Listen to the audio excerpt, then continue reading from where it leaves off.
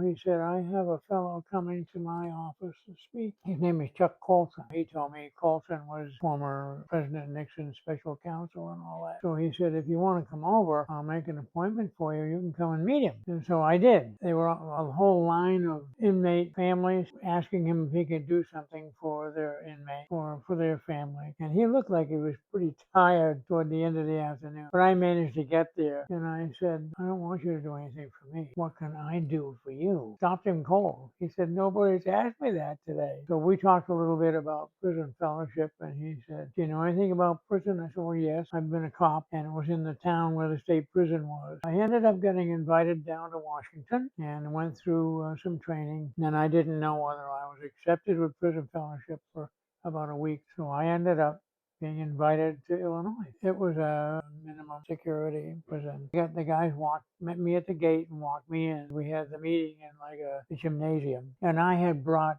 the African Children's Choir. They had come to our church, and then I actually had them staying in my house, all 35 kids. Oh, it was wonderful. They would sing, and they sang all the time. Whatever they're doing, they're singing.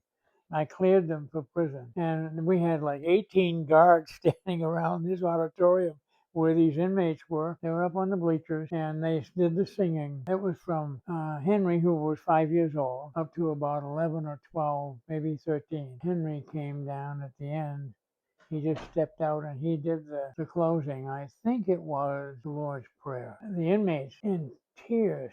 I mean, muscle-bound, tough guys in tears. We finished the program, and I sent an invitation. Guys came forward, and the children came out of the bleachers and led these men to Christ. I mean, it was phenomenal.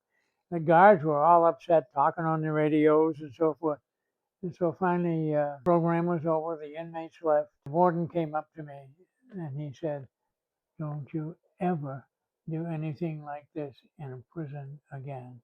Do you have any idea how many of those children could have gotten hurt? I don't care if they're the Pope.